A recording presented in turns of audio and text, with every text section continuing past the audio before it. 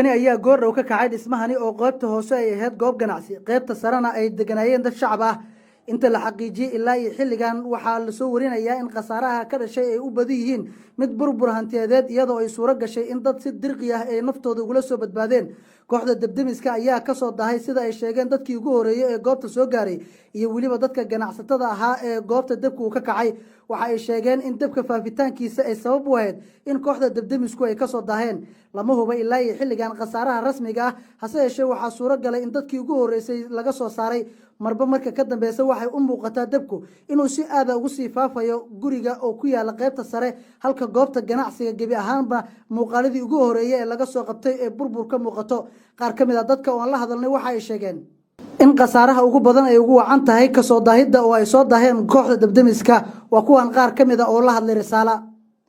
dabkan wuxuu ka qarxay suujin oo markaas laga shaqaysiinayo dabkii hal mar oo isqabsaday odayga markaas meesha taagnaayo hoosha haayay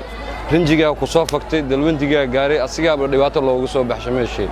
wixii israacay dabka sidii uu isku qaatay marka dad kale uu saameeyay ma jiro marka laga soo ma ilaa hadda bartii uu wiil ku taagan yahay dad uu saameeyay ilaa hadda ma jirto alxamdulillah shukrullah saddex ruux aan ka ahayn saddex ruux dabka intay badbaadinta alaabtay ka soo aruurinayaan oo saameyn ku yeeshtay horta maalka shirkadda makiinadii kambaniga waa ewer maalkii dhinaas ewer nafi maal way badrooni waani gubad dada kor saaran had wiil gargaar kor dad ii saaran wiil meeshii ana waardiyeed ana ay dhibaato weyn meesh ku dhacday waxa dhibaatada keenana ma way baak way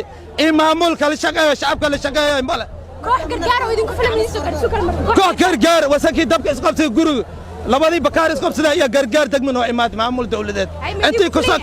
ilaa had wax noo filan waag dabkii waa socdaa hal booyda noo joogtaa dawladiin waa kana madaxtooyadii wadadii asashiig maraay way meesha dhibaatada ka dhacay dalkii ana madaxweyne ka elay maamulka degmooyinka gobolka banaadir maamul shacabka la shaqeey akeena saasha maamud hadaa u shaqeeyeen maamul kolka waa soo horjeedna daawadayaal waxaa xusid mudan inaanu dibida kala soo wadaagi doono macluumaadada la xiriira inta ay la eg tahay khasaaraha rasmiga ah ee dabkan ka dhashay